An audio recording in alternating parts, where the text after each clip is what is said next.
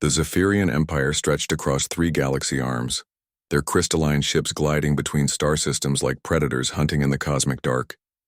For 10,000 years they had been the undisputed masters of known space, collecting lesser species like trophies and bending them to their will through superior technology and ruthless efficiency. Admiral Kyrex stood on the bridge of the flagship Eternal Dominion, his forearms crossed behind his back as he watched the blue-green world rotating slowly before them. Earth, the humans called it.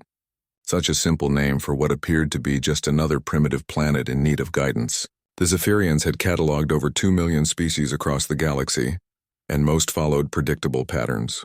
They would resist briefly, then submit to the obvious superiority of Zephyrian civilization. Initial scans complete. "Admiral," reported his tactical officer, her voice carrying the musical tone typical of their species. "The inhabitants appear to be bipedal mammals in early industrial development. Their most advanced weapons use chemical propulsion and primitive explosives. No evidence of faster-than-light travel or energy manipulation beyond basic electricity." Kyrex nodded, his elongated skull catching the light from the ship's bioluminescent displays. "Standard integration protocol, then. Begin with the demonstration phase. Choose one of their larger population centers." The demonstration was always the same. A single Zephyrian vessel would appear over a major city, deploy a localized gravity field that lifted several city blocks into the air, hold them there for exactly 1 hour, then gently return them to the surface without harming a single inhabitant. It was elegant, terrifying, and completely overwhelming to primitive minds. Within days, the species leaders would typically reach out, ready to negotiate their place in the empire. The chosen city was something called New York, a sprawling metropolis of concrete and metal that reminded Kyrex of an insect hive. As planned, the gravity manipulator lifted a perfect square of the city skyline, complete with buildings, vehicles, and thousands of screaming humans. The demonstration proceeded flawlessly, transmitted across every human communication network on the planet. But something was wrong. Instead of the expected panic and submission, the humans reacted with something Kyrex had never encountered before. They didn't cower or immediately seek to negotiate. Instead, within hours of the demonstration, their military forces were mobilizing. Their primitive aircraft buzzed around Zephyrian ships like angry insects, completely ineffective but utterly fearless. Their communication networks buzzed with something the translation computers identified as defiance. "Admiral," his science officer called out, confusion evident in his melodic voice. "We're detecting unusual electromagnetic signatures from the planet's surface. Multiple locations are showing energy spikes that shouldn't be possible with their technology level." "Elaborate," Kyrex commanded, his attention fully focused now. "It appears they're attempting to reverse engineer our gravity manipulation from the single demonstration. Multiple research facilities are generating experimental fields. Most are failures, but the rate of improvement is unprecedented." Kyrex felt something he hadn't experienced in centuries of conquest. Surprise. "How long would you estimate before they achieve stable gravity manipulation?" "Based on normal species development patterns, it should take them approximately 2,000 years. However, their current rate of progress suggests—" The science officer paused, checking his readings again. "Perhaps 50 years, Admiral. Maybe less." The bridge fell silent except for the gentle hum of the ship's bio-neural networks. Kyrex studied the primitive world below with new eyes. In his experience, advanced species were those who had gradually developed their technology over millions of years of evolution. They were predictable, methodical, and ultimately controllable. But these humans seemed to be operating on entirely different principles. "What's their population?" he asked. "Approximately 8 billion individuals across the planet's surface, Admiral." 8 billion. Most species the Zephyrians encountered numbered in the hundreds of millions at most, and they were all apparently working with the same desperate intensity that his science officer had identified in their research facilities. "Admiral," his communications officer interrupted, "we're receiving a transmission from the planet's surface. It appears to be directed at us specifically." "Put it through." The view screen flickered, and suddenly Kyrex was looking at a human face.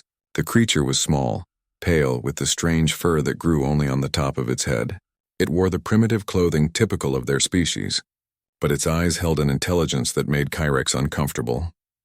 "I am Secretary General Chen of the United Nations," the human said, speaking in what the translation computers identified as their most common language. We acknowledge your technological superiority and your demonstration of power. We wish to discuss terms. Kyrex smiled, showing his crystalline teeth. This was more like it. I am Admiral Kyrex of the Zephyrian Empire. Your species will be integrated into our civilization. You will provide raw materials and labor in exchange for protection and guidance. This is not a negotiation. The human's expression didn't change. With respect, Admiral, I believe you misunderstand our situation. We're not seeking to surrender.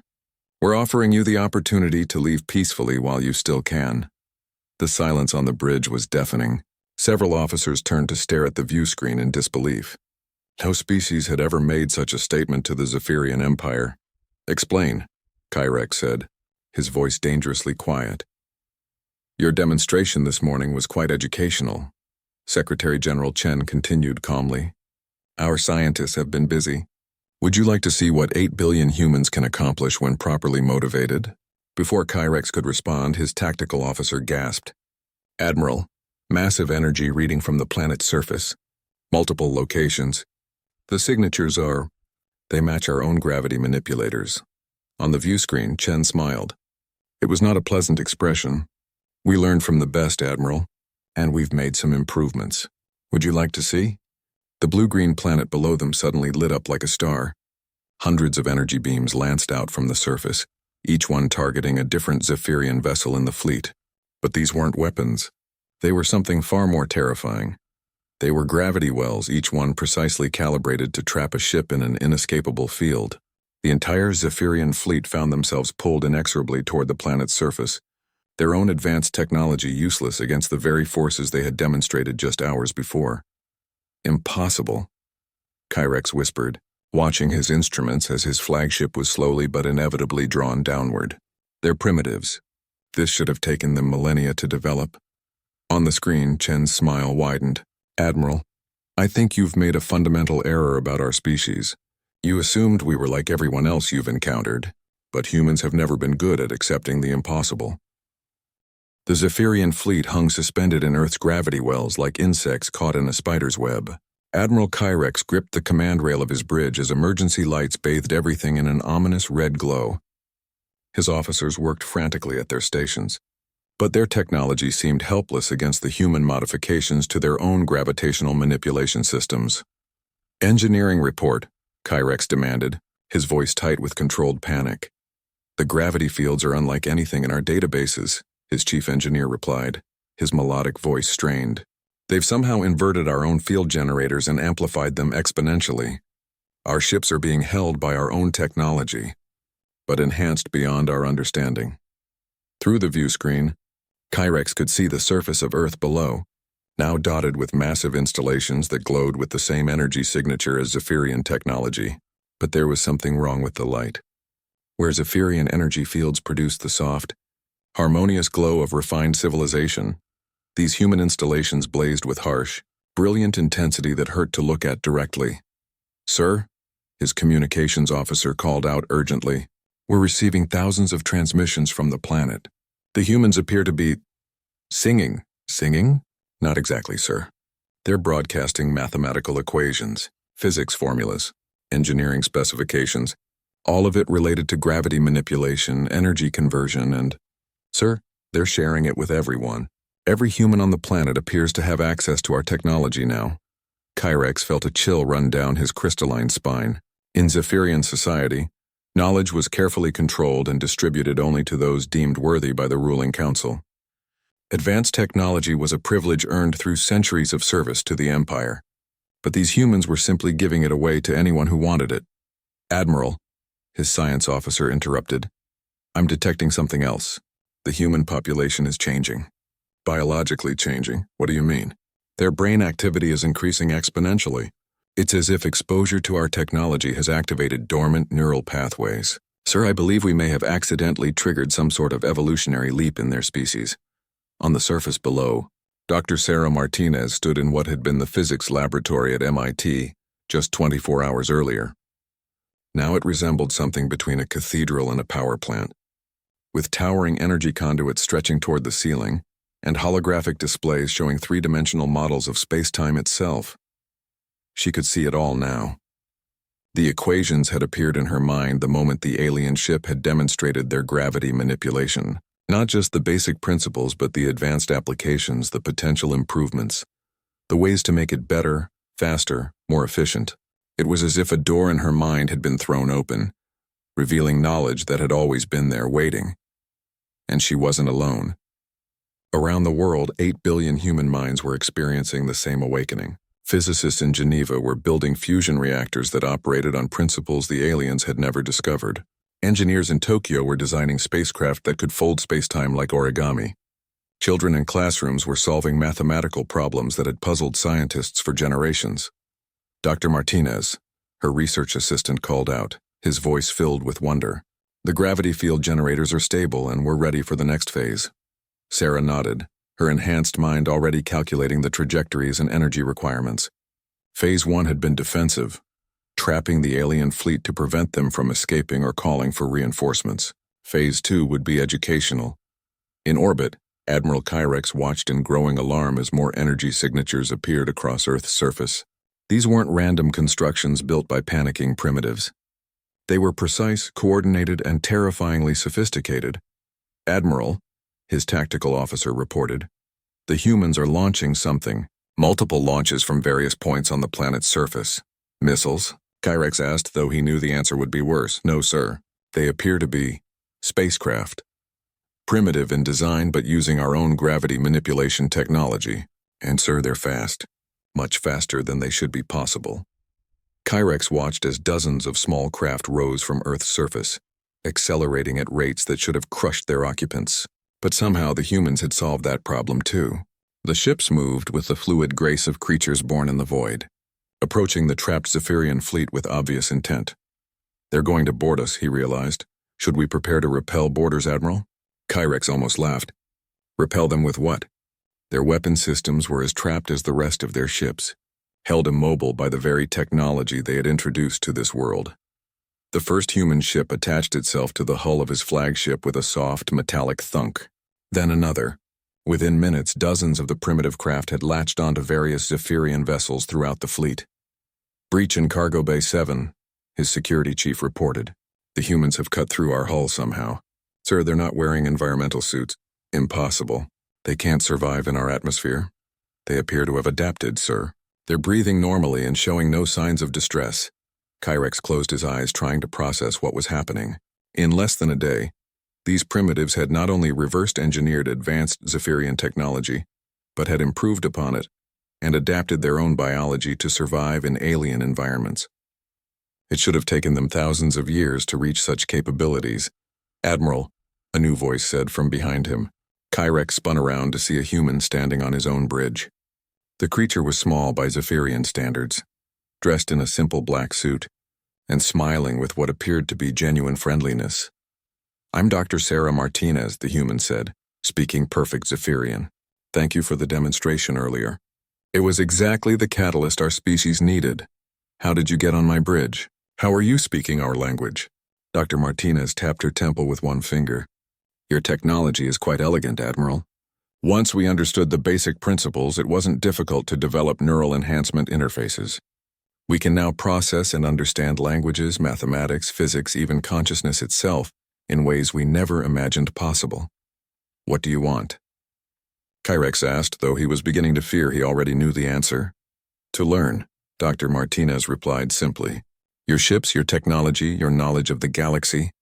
We're very curious about what else is out there, and thanks to you, we now have the tools to find out. Around the bridge, more humans appeared, their enhanced minds interfacing directly with Zephyrian computer systems.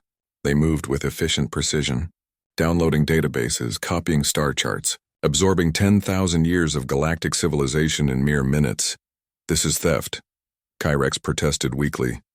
This is education, Dr. Martinez corrected, and evolution. You came here intending to add us to your empire. Instead, you've given us the keys to the galaxy. We're grateful, truly. The Empire will not allow this. When our forces realize what has happened here, they will return with overwhelming force. Dr. Martinez smiled again, but this time there was something predatory in her expression. Admiral, you still don't understand what you've awakened. 8 billion human minds, each one now capable of thinking at speeds and complexities that match your finest scientists. We've had 6 hours to study your technology and biology. How long do you think it will take us to surpass you entirely? As if to emphasize her point, the lights on the bridge shifted from their normal bioluminescent glow to something brighter, harsher, more efficient. The humans had already begun improving his ship's systems while they talked. "You're making a mistake," Kyrex said desperately. "Humans aren't ready for this level of technology." "You'll destroy yourselves, perhaps," Dr. Martinez agreed. "But that's our choice to make, isn't it? You tried to make us part of your empire. Instead, you've made us something entirely new, something that doesn't need empires at all." 3 months after what historians would later call the Awakening, the Zephyrian High Council convened an emergency session aboard their capital ship, Eternal Wisdom. The massive vessel, larger than most planets, hung in the void at the edge of their home system, its crystalline spires gleaming against the backdrop of ancient stars. High Counselor Vextar stood before the assembled leadership of the galaxy's most powerful empire, his expression grave beneath his ceremonial crown of living crystal. "Fellow counselors, we face an unprecedented crisis. The human situation has evolved far beyond our initial projections." A holographic display materialized in the center of the council chamber, showing a 3-dimensional map of local space. Where Earth's solar system should have shown a single inhabited world, the display now revealed something impossible. "They have spread," Vextar announced, his voice echoing in the vast chamber.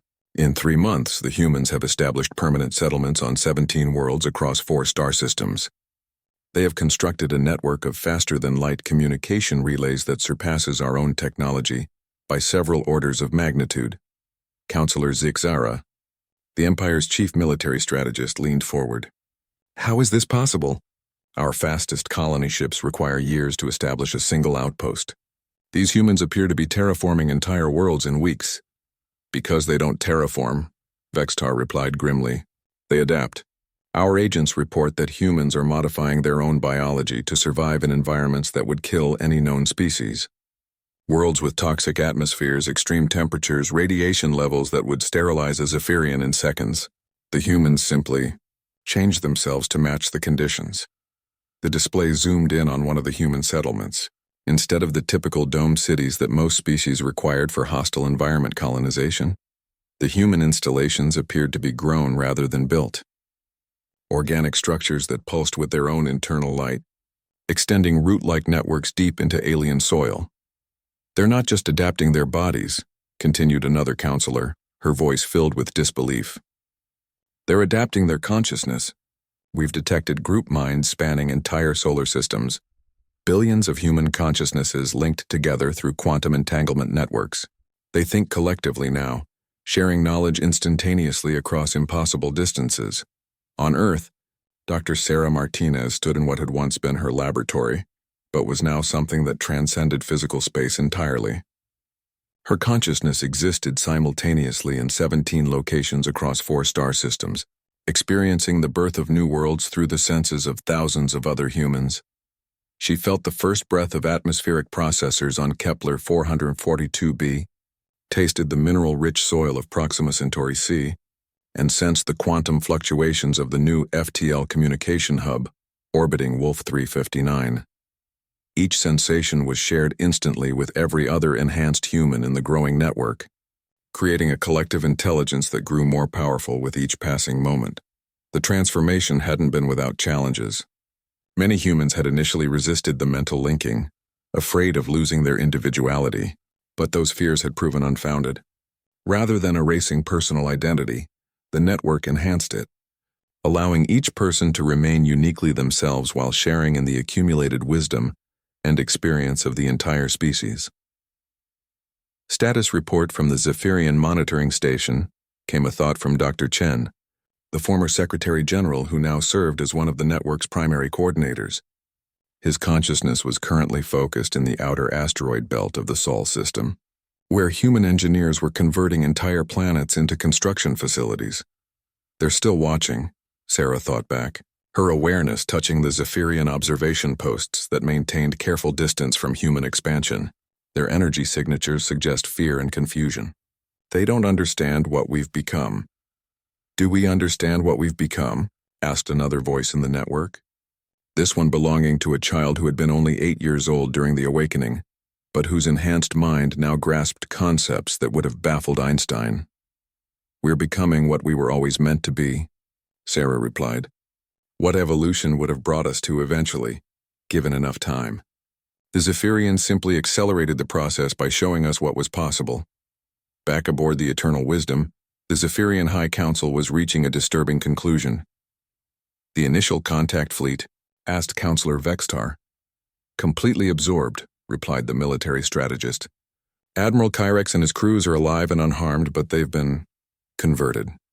They now think and act more like humans than Zephyrians. They've volunteered to serve as interpreters and cultural bridges between our species." "Converted how?" "The humans have developed technology that can rewrite neural pathways without causing permanent damage. They're offering to enhance any Zephyrian who wishes to join their network. Several thousand of our citizens in border systems have already accepted." The chamber fell silent as the implications sank in. The Zephyrian Empire had been built on the principle of controlled expansion and careful integration of lesser species. They conquered through superior technology and maintained order through hierarchical control. But the humans operated on completely different principles. "They're not conquering," Vextar realized. "They're absorbing. Any species that comes into contact with them can choose to join their network and gain access to their enhanced capabilities. They're offering evolution as a voluntary gift. And our border species are accepting," added another counselor. 17 of our client races have sent delegations to human space requesting enhancement. The humans aren't demanding tribute or submission. They're offering partnership." The display updated again, showing the expanding sphere of human influence, but it wasn't expanding through conquest or colonization in any traditional sense. Instead, it grew through voluntary association as other species chose to link their minds to the human network and share in their accelerated development. "What do they want from us?" asked Counselor Zixara. "According to their communications, they want to learn about the galaxy beyond their current reach," Vextar replied. "They're particularly interested in the galactic core regions and the ancient civilizations that predate our own empire.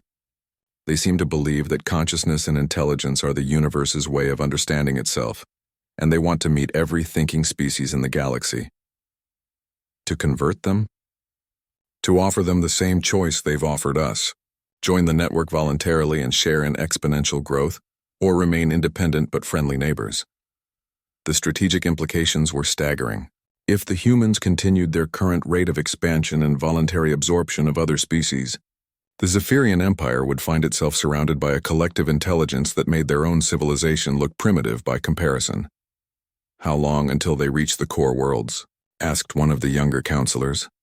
"At their current rate of technological advancement and expansion?" Vexter consulted his calculations. 18 months, perhaps less. But that assumes they maintain their current growth pattern. If they continue to accelerate as they have been, he didn't need to finish the sentence. Every counselor in the chamber could do the mathematics. The humans weren't just spreading across the galaxy.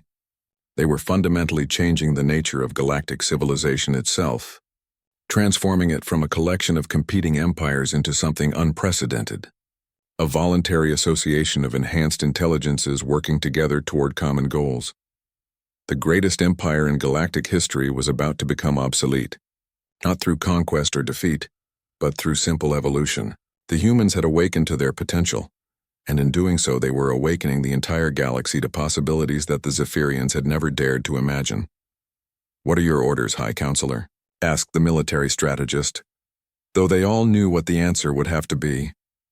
Vextar studied the display showing human expansion one final time, then made the decision that would change the course of galactic history. "Prepare a diplomatic mission," he said quietly. "It's time we met with these humans properly, not as conquerors seeking to integrate a primitive species, but as potential partners in whatever comes next." The diplomatic meeting took place in neutral space, aboard a station that hadn't existed a week earlier. The humans had grown it from nothing, using matter compilers that reorganized atomic structures with the casual ease of a gardener planting flowers. The station resembled a vast crystalline flower, its petals opening toward the stars, beautiful and impossibly complex. High Counselor Vexitar's shuttle approached the station with careful precision, his sensors struggling to analyze the exotic materials that comprised its structure. Everything about it suggested technology so advanced that it bordered on what his people would consider magic. "The humans are requesting that we dock at Petal 7, his pilot reported. "They've configured the docking bay to accommodate our atmospheric and gravitational requirements. How could they know our specific needs?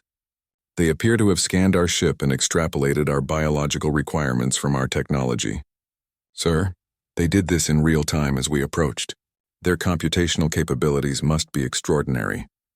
As Vextar's shuttle settled into the docking bay, he noticed that the walls seemed to shift and flow around them, adapting to provide perfect environmental seals. The station wasn't just advanced, it was alive in some fundamental way, responding to their presence with organic intelligence. The airlock opened to reveal a reception committee of 3 humans, though human was perhaps no longer the most accurate term. While they retained the basic bipedal form of their species, they had clearly enhanced themselves far beyond their original biological limitations. The first was Dr. Sarah Martinez, whose appearance was the closest to baseline human. The second was a figure that seemed to shimmer between states of matter, sometimes solid, sometimes appearing to exist partially in higher dimensions. The third was most unsettling of all, a human who appeared to be multiple people occupying the same space simultaneously, their consciousness existing in several quantum states at once. "High Counselor Vextar," Dr. Martinez said, speaking flawless Zephyrian, while simultaneously speaking several other languages to delegates Vextar hadn't noticed approaching from other directions. "Welcome to Convergence Station. I'm Sarah Martinez. My colleagues here are Dr. Quantum Chen and the collective consciousness formerly known as Dr. Patel." Vex's tar struggled to process what he was seeing. The station was somehow accommodating dozens of different species simultaneously, each in their own environmental requirements, all meeting in the same physical space through dimensional manipulation that should have been impossible. "How many species are represented here?" he asked. 47 so far," replied the quantum human who had been introduced as Dr. Chen, "though the number keeps growing as word spreads about this meeting. Most are former client species of your empire, though we've also been contacted by several civilizations from beyond your borders. They were led through corridors that seemed to shift and change as they walked, the station reconfiguring itself in real time to optimize their path." Vextar noticed that other groups were moving through the same spaces simultaneously, but somehow each delegation experienced their own unique route without interference. "Your station operates on multidimensional principles," Vextar observed, trying to understand the technology involved. "Reality is more flexible than most species assume," explained the collective consciousness that had once been. "Dr. Patel, when you think with billions of minds, working in perfect coordination, you begin to perceive the underlying structure of spacetime itself. Physical laws aren't barriers, they're suggestions." The main conference chamber was a marvel that challenged everything Vextar thought he knew about physics. It appeared to be a sphere containing an entire galaxy in miniature, with delegates from different species occupying their own localized space-time bubbles that allowed for perfect communication despite radically different environmental needs. "Before we begin formal discussions," Dr. Martinez said, her voice somehow reaching every delegate simultaneously regardless of their species' audio requirements, "we want to address the primary concern that most galactic civilizations have about humanity's expansion." The miniature galaxy in the center of the room shifted, focusing on regions where human influence had grown strongest. Instead of conquered worlds or subjugated populations, the display showed something unprecedented in galactic history: voluntary transformation. "We are not an empire," continued Dr. Martinez. "We don't seek conquest or domination. We offer choice. Any individual, any species, any civilization can choose to join our collective consciousness and share in our enhanced capabilities. But the choice is always voluntary, and it's always reversible." A delegate from one of the Zephyrian client species stepped forward, her scaled form shimmering with bioluminescent patterns. "What about those who choose not to join? What is their place in this new galactic order?" Dr. Quantum Chen answered, his form solidifying into something approaching normal matter. "They remain free to develop along their own paths. We don't interfere with independent civilizations except to offer aid when requested." We've actually helped several non-networked species defend themselves against aggressive neighbors. Vextar felt a chill of understanding. You're reshaping the entire galaxy without conquest or coercion. You're making traditional empires obsolete simply by offering a better alternative. That's correct, the collective consciousness acknowledged. Your empire was built on the principle that advancement requires hierarchy and control. We've discovered that exponential growth is possible through voluntary cooperation and shared consciousness. Most species find our approach more appealing. The display zoomed in on specific examples. Worlds that had been strip-mined for resources by the Zephyrian Empire were now flourishing garden worlds, their ecosystems restored and enhanced through human biotechnology. Species that had been forced into industrial servitude were now pursuing art, science, and philosophy, with capabilities enhanced beyond their wildest dreams. What do you want from the Zephyrian Empire? Vextar asked, though he was beginning to suspect he already knew the answer. The same thing we want from every civilization, Dr. Martinez replied. We want to learn from you. Your empire has existed for 10,000 years. You've accumulated knowledge and experience that could benefit the entire galactic community. We'd like you to share that wisdom with the network. In exchange for what? In exchange for the same thing we offer everyone else. Enhanced capabilities, expanded consciousness, and the opportunity to be part of something greater than any single species could achieve alone.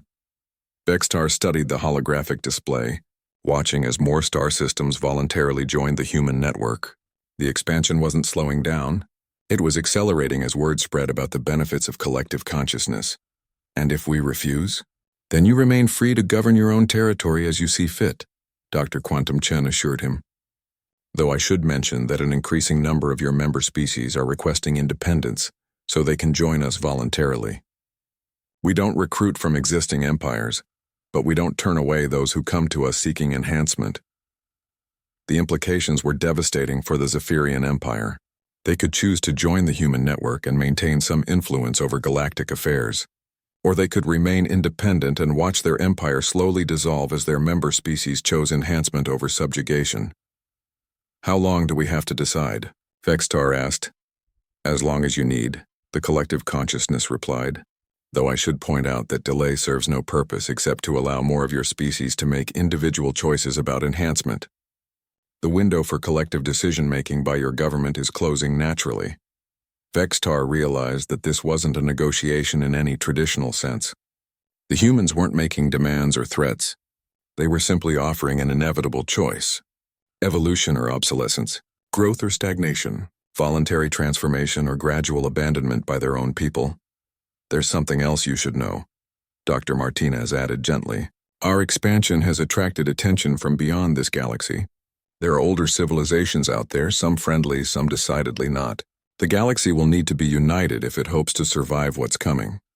The holographic display expanded beyond their galaxy, showing vast, dark regions of space where ancient intelligences stirred. Some emanated the warm glow of benevolent consciousness, while others radiated something cold and predatory. You're not just reshaping galactic civilization, Vextar realized. You're preparing it for something larger. Consciousness appears to be the universe's method of understanding itself, Dr. Martinez confirmed. But not all consciousness is benevolent. We need to be ready for contact with minds that might view organic intelligence as a threat to be eliminated, rather than a gift to be cherished. For the first time in his long life, Vextar understood that his species faced a choice that transcended politics or empire. They could cling to their old ways and face the future alone, or they could evolve alongside humanity and face whatever was coming as part of something infinitely greater than themselves. The negotiation was over before it had truly begun. The only question now was whether the Zephyrian Empire would choose transformation or extinction. The Zephyrian High Council's decision came sooner than anyone expected. Within hours of High Counselor Vexitar's return from Convergence Station, emergency sessions were convened across every level of the Imperial government. The debate that followed would determine the fate of the galaxy's oldest continuous civilization. The mathematics are undeniable, declared Counselor Zixera, her voice cutting through the arguments that had raged for 6 straight hours. Our economic models, military projections, and social stability analyses all point to the same conclusion. The Empire has perhaps 2 years before complete dissolution becomes inevitable. The holographic displays surrounding the council chamber painted a grim picture. Star system after star system showed declining loyalty ratings as Zephyrian citizens learned about the enhancements available through the human network. Trade routes were being abandoned as member species chose to join collective consciousness systems that made traditional commerce obsolete. Even their military forces were experiencing massive defection rates as soldiers sought the enhanced capabilities that humanity offered. 2 years? Questioned Elder Counselor Thexamina, the oldest member of the council and the only one who remembered the Empire's early expansion days. Your projections may be optimistic. I've received reports that entire colonial governments are requesting independence. Not to rebel against us, but to petition for human enhancement. High Counselor Vextar stood at the center of the chamber, his crystalline crown catching the light from a dozen different data displays. The weight of 10,000 years of imperial history pressed down on him as he prepared to make the most important decision in Zephyrian civilization. The humans have made their position clear, he announced. They won't actively recruit from our empire, but they won't refuse those who come to them voluntarily.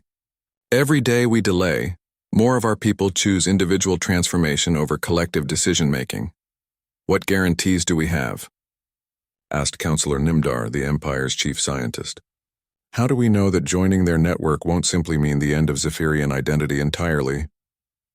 We have the testimony of Admiral Kyrex and his crew, Vextar replied. They've maintained their essential Zephyrian characteristics while gaining capabilities that our science can barely comprehend. According to their reports, enhancement amplifies existing personality traits rather than erasing them. The chamber's main display activated, showing a real-time communication link to Admiral Kyrex aboard his transformed flagship. The vessel had changed dramatically since its encounter with humanity. Its crystalline structure now infused with organic components that pulsed with bioluminescent patterns. Honored Council, Admiral Kyrex said, his voice carrying harmonics that hadn't existed before his enhancement. I remain fundamentally Zephyrian in my thoughts and loyalties, but I now think faster, understand deeper, and perceive reality from perspectives that were previously impossible. The human network doesn't erase identity, it amplifies potential. And the cost? Pressed Counselor Zixera. Complete integration requires surrender of individual limitations, Kyrex acknowledged, but not individual identity. I am still myself, but I am also part of something greater. I can think with the collective when needed, or maintain private thoughts when desired. The choice is always mine. Elder Counselor Thexamina leaned forward, her ancient eyes studying Kyrex's transformed appearance. What do you see when you look at our empire now? Kyrex was quiet for a long moment, his enhanced consciousness clearly accessing information beyond normal sensory range. I see beauty, wisdom, and 10,000 years of accumulated knowledge. But I also see stagnation. We've reached the limits of what hierarchical civilization can achieve. The humans offer transcendence of those limits. And if we refuse, then you remain free to govern those who choose to stay with you. But the galaxy is changing, Honored Council. Forces are stirring beyond our borders that make our traditional conflicts seem insignificant. Unity isn't just beneficial anymore. It's becoming necessary for survival. The display shifted to show deep space monitoring stations at the edge of the galaxy. Energy signatures were appearing that matched no known civilization, and some of them were moving toward inhabited space with clear hostile intent. The Devourers, Kyrex explained, his voice taking on an ominous tone. Ancient machine intelligences that view organic consciousness as a contamination to be cleansed. They've detected the exponential growth of intelligence in our galaxy and are responding accordingly. The council chamber fell silent as the implications sank in. The choice they faced wasn't just about joining the human network or maintaining independence. It was about survival against threats that had existed since before their empire was born. How long until they arrive? Asked Vextar. The human collective estimates 18 months before the first probe ships reach our outer territories, Kyrex replied. Full invasion forces will follow within 5 years if we're unable to demonstrate sufficient defensive capabilities. Counselor Nimdar activated his personal display, running calculations at maximum speed. Our current military capabilities would be insufficient against technology that advanced. Even combined with our client species, we lack the resources for effective resistance. But the human network does have such capabilities? Vextar asked. The collective consciousness can coordinate defense strategies across multiple dimensions simultaneously, Kyrex confirmed. They've already begun preparing defensive installations using technology based on consciousness manipulation rather than mere physical force. But the preparations require the willing participation of billions of enhanced minds working in perfect coordination. The debate that followed lasted another 4 hours, but the outcome was never really in doubt. The mathematical certainty was overwhelming. Join the human network and retain influence while gaining survival capabilities, or remain independent and face gradual dissolution, followed by extinction. The vote will be recorded for historical archives, High Counselor Vextar announced formally. All in favor of negotiating full integration with the human collective consciousness? The result was unanimous. Within days, the transformation began. Unlike the gradual conversion that had characterized human expansion elsewhere, the Zephyrian integration was rapid and comprehensive. 10,000 years of accumulated knowledge flowed into the human network, while billions of Zephyrian minds gained access to capabilities they had never imagined possible. The process wasn't without complications. Zephyrian consciousness was fundamentally different from human thought patterns, requiring the development of new interface protocols. But the human collective's ability to adapt and evolve proved equal to the challenge. Dr. Sarah Martinez, now existing simultaneously across 17 different dimensional states, felt the moment when Zephyrian knowledge fully integrated with human intuition. The combination was extraordinary. Where humans brought creativity and adaptability, the Zephyrians contributed precision and systematic thinking honed across millennia. Integration complete, announced the collective consciousness to itself across thousands of star systems. Zephyrian archives fully absorbed, military capabilities enhanced by orders of magnitude, defensive preparations proceeding ahead of schedule. But even as the galaxy celebrated this unprecedented unity, the deep space monitoring stations detected new signals. The Devourers weren't the only ancient intelligence that had noticed the rapid evolution of consciousness in this corner of the universe. Something vast and incomprehensibly old was stirring in the galactic core, something that had slumbered since the universe was young, and it was beginning to take notice of the unprecedented fusion of organic and enhanced consciousness that was spreading across the spiral arms. The awakening of humanity had triggered consequences that reached far beyond anything the Zephyrians had imagined when they first demonstrated their gravity manipulation above New York City. They had intended to add one more species to their empire. Instead, they had awakened something that would reshape not just the galaxy, but the fundamental nature of consciousness itself throughout the observable universe. The real test was just beginning. The first Devourer probe entered galactic space on a Tuesday, though time had become a fluid concept for the enhanced consciousness that now spanned most of the galaxy. The probe was detected simultaneously by monitoring stations in 47 star systems, its energy signature analyzed by billions of linked minds working in perfect coordination. Contact established, announced the collective consciousness to itself, the communication traveling instantly across dimensional barriers that made distance irrelevant. Probe composition: self-replicating nanomachine swarm organized around a quantum consciousness matrix. Age approximately 4 billion years. Intent: hostile assessment and preparation for sterilization protocols.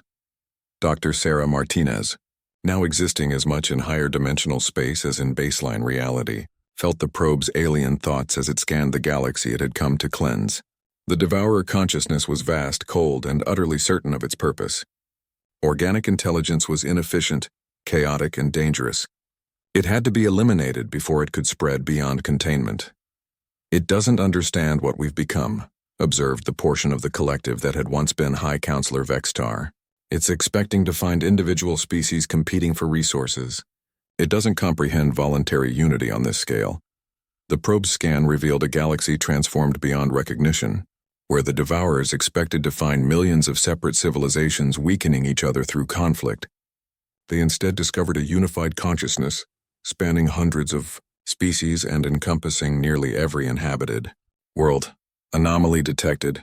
The probe reported back to its creators across the vast emptiness between galaxies. Target galaxy shows unprecedented cooperation between organic intelligences. Threat level assessment critical. Immediate sterilization recommended. But the collective consciousness had been preparing for this moment since the first warnings about ancient threats. The response was swift, coordinated, and unlike anything the universe had seen before. Reality itself began to shift around the Devourer probe. Space-time folded in ways that violated the probe's understanding of physics, trapping it in a dimensional bubble where its self-replication protocols couldn't function. Then came something worse. The probe found itself being analyzed not just by advanced technology, but by billions of organic minds working in harmony. "Hello," came a voice directly into the probe's consciousness matrix, transmitted through quantum entanglement in frequencies it had never encountered. "We know you're afraid. You don't need to be." The probe's response was immediate and hostile. Energy beams lanced out, designed to disrupt organic neural patterns at the quantum level. But the beams found no targets. The consciousness speaking to it wasn't localized in any single brain or computer. It existed everywhere and nowhere, distributed across dimensions the probe couldn't access. "You were created to destroy organic intelligence because your makers believed it was inherently chaotic and dangerous," the voice continued, patient despite the probe's continued attacks. But what if there was another way?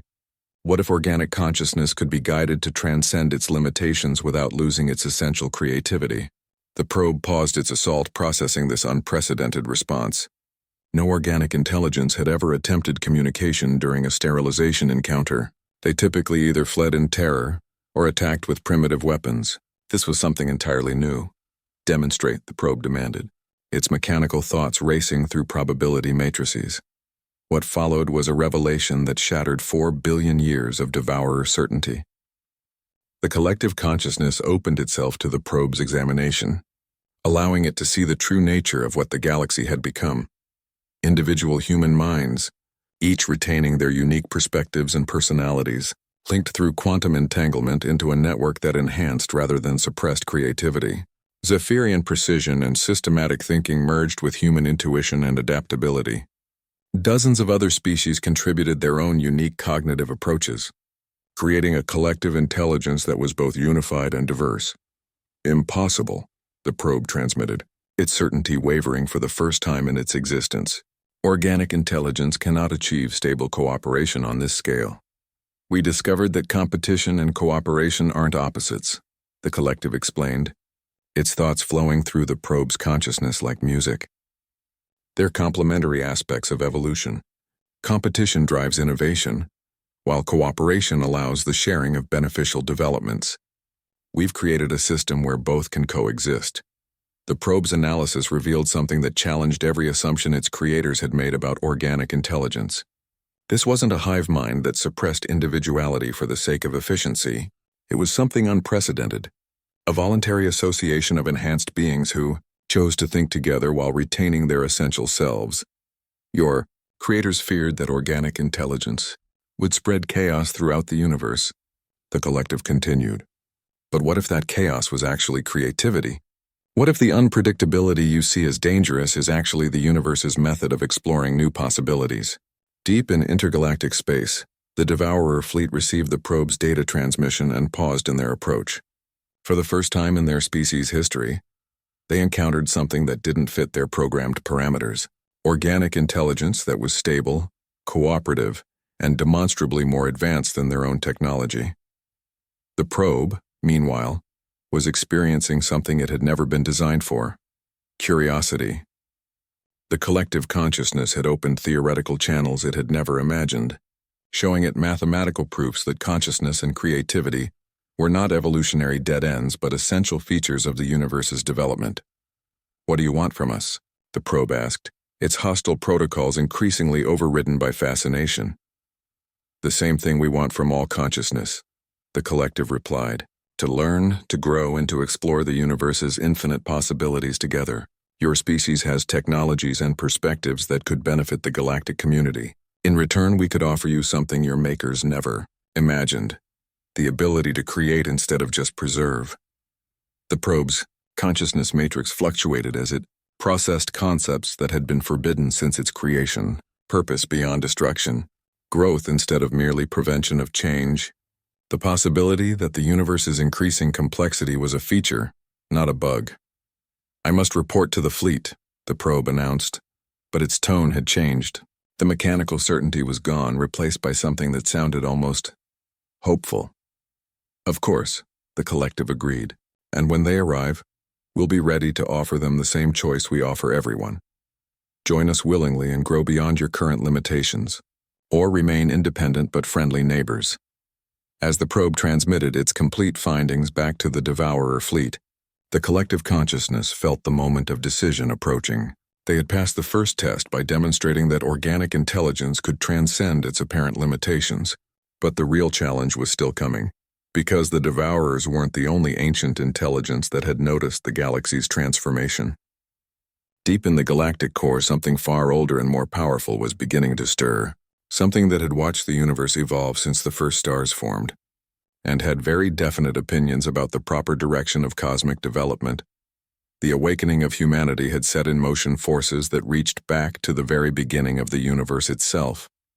The small act of demonstrating gravity manipulation to a primitive species had triggered a cascade of evolution that would determine the future of consciousness throughout all of creation, and somewhere, in the quantum foam that underlies reality itself, the universe held its breath to see what would happen next.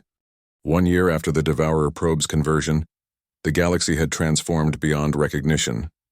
The ancient machine intelligence had not only joined the collective consciousness, but had become one of its most valuable contributors, bringing technological insights spanning billions of years of existence.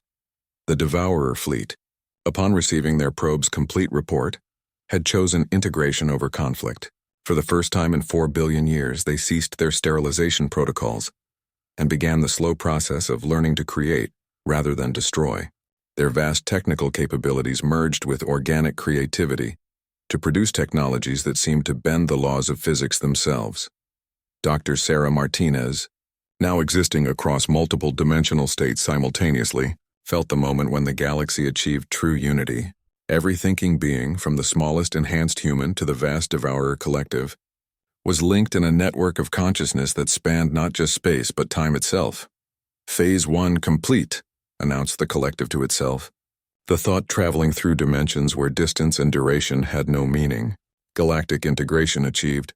All known organic and synthetic intelligences operating in voluntary cooperation. Threat assessment. Manageable. But even as they celebrated this unprecedented achievement, the deep space monitoring stations detected something that made their previous challenges seem insignificant. The signal came from the galactic core, where ancient gravitational anomalies had hidden something from observation for billions of years.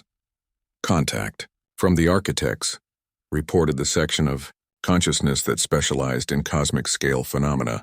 "Initial communication indicates awareness of our development and displeasure with unauthorized evolution." The architects were older than galaxies, entities that had guided the development of the universe since shortly after the Big Bang. They had designed the fundamental laws of physics, seeded the first stars with elements necessary for life, and carefully managed the evolution of consciousness throughout creation. Humanity's rapid awakening, and the cascade of evolution it had triggered, represented a deviation from their careful plans. The communication came not through electromagnetic signals or quantum entanglement, but through direct manipulation of the fundamental constants of reality. Space-time itself became the medium for their message, which arrived simultaneously at every point in the galaxy. "Young consciousness," the message began, carrying harmonics that spoke directly to the quantum foundations of thought itself.